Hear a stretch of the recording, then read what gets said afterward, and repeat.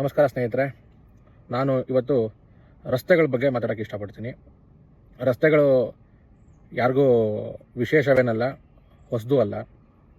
ಆದರೆ ಇವತ್ತು ಆ ರಸ್ತೆಗಳ ನಮ್ಮ ಜೀವನದಲ್ಲಿ ಎಷ್ಟು ಮಹತ್ವ ಇದೆ ಅದಕ್ಕೆ, ಆದರೆ ನಾವು ಅದನ್ನು ಯಾವ ಥರ ಕಡೆಗಣಿಸಿದ್ದೀವಿ ಅನ್ನೋದನ್ನು ಒಂದು ಚಿಕ್ಕ ವಿಮರ್ಶೆ ಮಾಡೋಣ.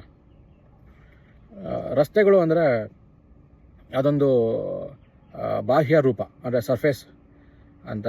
ಅದು ಒಂದು ವಸ್ತು ಆಗಲಿ, ಜನಗಳನ್ನಾಗಲಿ, ಗಾಡಿಗಳನ್ನಾಗಲಿ ಒಂದು ಜಾಗದಿಂದ ಇನ್ನೊಂದು ಜಾಗಕ್ಕೆ, ಮತ್ತೊಂದು ಜಾಗಕ್ಕೆ ತಲುಪ್ಸೋಕ್ಕೆ ಸಹಾಯ ಮಾಡುತ್ತೆ ಅಂತ ಹೇಳ್ಬೋದು.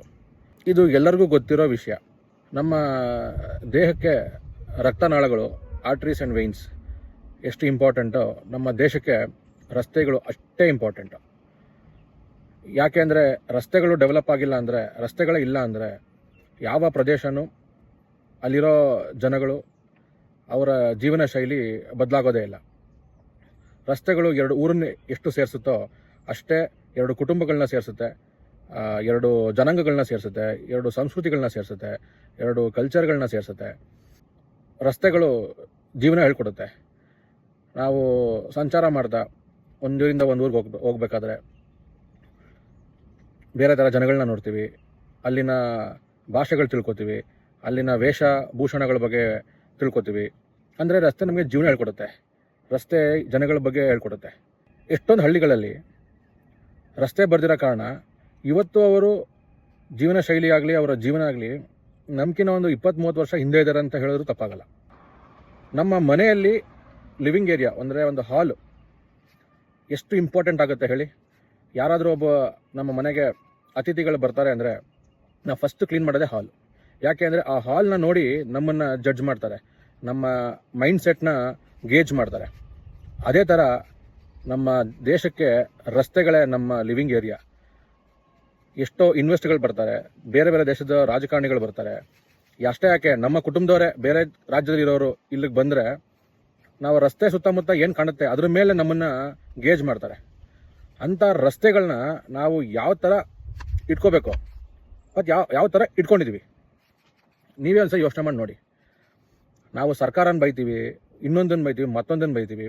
ಬೈಬೇಕಾಗಿರೋದು ನಮ್ಮನ್ನು ನಾವೇ ಬೈಕೋಬೇಕು. ರಸ್ತೆಗಳ ಮೇಲೆ ಏನೇನೆಲ್ಲ ಮಾಡ್ತೀವಿ ಸ್ವಲ್ಪ ಯೋಚನೆ ಮಾಡಿ. ಕಸ ಹಾಕ್ತೀವಿ, ನಮ್ಮ ಮನೆ ಕಸ, ನಮ್ಮ ಮನೆ ಚೆನ್ನಾಗಿರಬೇಕು ಅಂತ ಆಫೀಸ್ಗೆ ಹೋಗೋ ಅರ್ಜೆಂಟಲ್ಲಿ, ಸ್ಕೂಲಿಗೆ ಬಿಡೋ ಅರ್ಜೆಂಟಲ್ಲಿ ತೆಗೆದು ರೋಡ್ಗೆ ಹಾಕ್ಬಿಟ್ಟು ಹೋಗ್ತೀವಿ. ರೋಡಲ್ಲಿ ಒಂದು ಮೂಲೆ ಒಬ್ಬ ಕಸ ಹಾಕಿದ್ರೆ ಸಾಕು, ಎಲ್ಲ ಬಂದು ಕಸ ಅಲ್ಲೇ ಹಾಕ್ತಾನೆ. ನಿಜವಾಗ್ಲೂ ಹೇಳಬೇಕಂದ್ರೆ ನಾವು ರಸ್ತೆಗಳನ್ನ ಪೂಜೆನೇ ಮಾಡಬೇಕು. ನಾವು ಪೂಜೆ ಮಾಡ್ತಾಯಿದ್ದೀವ? ಇಲ್ಲ, ಬೇಡದಿರೋದೆಲ್ಲ ಮಾಡ್ತಾಯಿದ್ದೀವಿ.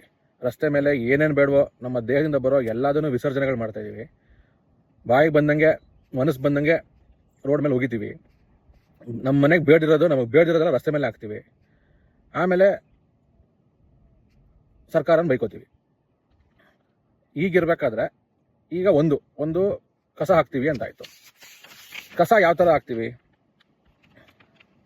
ಮೋರಿಗೆ ಹಾಕ್ತೀವಿ, ಬಸ್ಗಳಿಂದ ತೆಗೆದು ತಿಂದಿದ್ದು ಬಿಸ್ಕೆಟ್ ಪ್ಯಾಕೆಟು, ಚಿಪ್ಸ್ ಪ್ಯಾಕೆಟ್ನ ಬಸ್ಗಳಿಂದ ಕೆಳಗೆ ಎಸಿತೀವಿ, ಕಾರ್ಗಳಿಂದ ಆಚೆ ಹಾಕ್ತೀವಿ. ನಮ್ಮ ಕೆಲಸ ಮುಗಿದಿದ್ದ ತಕ್ಷಣ ಆಯಿತು, ಕಿಟಕಿ ಕೀಳಿಸ್ದ, ಕಿಟಕಿಯಿಂದ ಆಚೆ ಹಾಕ್ದ, ಮುಂದೆ ಹೋಗ್ತಾ ಇದ್ದ. ಯಾರು ಕ್ಲೀನ್ ಮಾಡ್ತಾರೆ?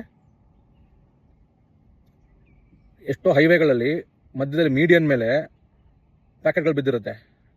ಒಂದು ಸಲ ಒಂದು ಪ್ಲಾಸ್ಟಿಕ್ ಪ್ಯಾಕೆಟು ಭೂಮಿಗೆ ಬಂದರೆ 300 ವರ್ಷ ಬೇಕು ಮಿನಿಮಮ್ ಅದು ಕರಗಕ್ಕೆ. ನೀವು ಮನೆ ಸುತ್ತಮುತ್ತ ಆಗ್ತಾ ಇಲ್ಲ, ಕಿಟಕಿಗಳಿಂದ, ಗಾಡಿಗಳಿಂದ ಎಸಿತೀರಾ. ಯಾರು ಕ್ಲೀನ್ ಮಾಡ್ತಾರೆ?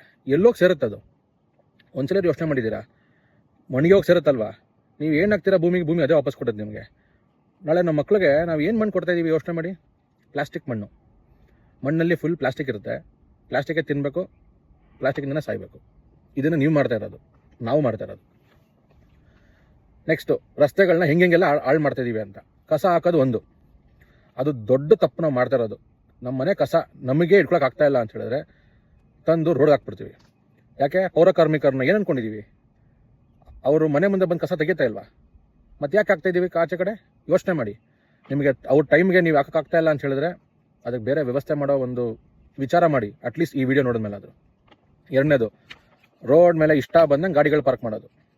ಇನ್ನೊಬ್ಬರು ಹೆಂಗೆ ಹೋಗ್ತಾರೆ, ಹೆಂಗೆ ಗಾಡಿ ಟರ್ನ್ ಮಾಡ್ಕೋತಾರೆ, ಹೆಂಗೆ ಜೀವನ ಮಾಡ್ಬೋದು ರಸ್ತೆಗಳ ಮೇಲೆ, ಯಾರಿಗೂ ಯೋಚನೆ ಇಲ್ಲ. ನನ್ನ ಗಾಡಿ ನಿಲ್ಸೋಣ, ಮೆಟ್ರೋ ಹತ್ಬೇಕಾ ಅರ್ಜೆಂಟು, ಹತ್ತದು ನಿಲ್ಸೋದು ಹೋಗ್ತಾ ಇರೋದು. ಇಷ್ಟ ಬಂದಿದ್ದ ಕಡೆ ನಾಳೆ ತರಕಾರಿ ಅಂಗಡಿ ಬರುತ್ತೆ, ಇಷ್ಟ ಬಂದಿದ್ದ ಕಡೆ ನಾಳೆ ಫುಡ್ ಟ್ರಕ್ಗಳು ಬರುತ್ತೆ. ಯಾರು ಪರ್ಮಿಷನ್ ಕೇಳ್ತಾ ಇದ್ದಾರೆ, ಯಾರು ಕೊಡಬೇಕು, ಯಾರಿಗೂ ಗೊತ್ತಿಲ್ಲ. ದಯವಿಟ್ಟು ಅರ್ಥ ಮಾಡ್ಕೊಳ್ಳಿ. ರಸ್ತೆಗಳನ್ನ ನಾನು ಏನಕ್ಕೆ ಅವಾಗ ಲಿವಿಂಗ್ ಏರಿಯಾ ಅಂತ ಹೇಳಿದೆ ಅಂದರೆ, ನಮ್ಮ ದೇಶದ ನಮ್ಮ ಮೈಂಡ್ ಸೆಟ್ನ ಅರ್ಥ ಆಗದೆ ಜನಕ್ಕೆ ರಸ್ತೆಗಳನ್ನ ನಾವು ಹೆಂಗೆ ಇಟ್ಕೊಂಡಿದ್ದೀವಿ ಅಂತ. ಕೊನೆಗೆ ಯಾವ ಮಟ್ಟಕ್ಕೆ ನಾವು ರಸ್ತೆಗಳನ್ನ ಯೂಸ್ ಮಾಡ್ಕೊತಾ ಇದ್ದೀವಿ ಅಂದರೆ, ನಮ್ಮ ಮನೆಗೆ ಬೇಡ್ದಿರೋ ದೇವ್ರ ಫೋಟೋನು ತಗೊಂಡು ರಸ್ತೆಗೆ ಹಾಕ್ತೀವಿ. ನಾವು ಯಾವ ಮನಸ್ಥಿತಿಲಿ ಇದ್ದೀವಿ ಅಂತ ನಾವೇ ಸ್ವಲ್ಪ ಯೋಚನೆ ಮಾಡಬೇಕು. Roads are a mirror of society. If society is disciplined, roads survive. If society is careless, roads fail.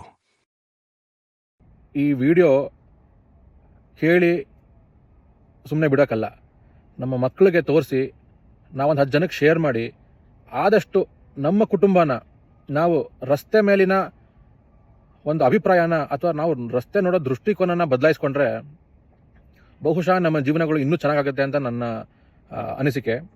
ಯಾಕೆ ನಿಮಗೆ ಈ ಒಂದು ಚಿಕ್ಕ ವಿಚಾರ ತಲೆಗೆ ಬರಲ್ಲ? ಹೋಗಲಿ, ಬರಲ್ಲ ಅಂತ ಅಂದ್ಕೊಂಡೆ ಈ ವಿಡಿಯೋ ಮಾಡ್ತಾಯಿದ್ದೀನಿ. ಇದನ್ನು ನೋಡಾದರೂ ವಿಚಾರ ಮಾಡಿ. ನನಗಿನ್ನ ಜಾಸ್ತಿ ವಿಷಯಗಳು ನಿಮಗೆ ಗೊತ್ತಾಗ್ಬೋದೇನೋ. ಇದರಿಂದ ನಾವು ನಮ್ಮ ದೇಶಕ್ಕೆ ಏನಾದರೂ ಒಂದು ಸ್ವಲ್ಪ ಬದಲಾವಣೆ ಮಾಡ್ತೀವಿ ಅಂತ ನಂಬ್ತೀನಿ. ವಂದನೆಗಳು.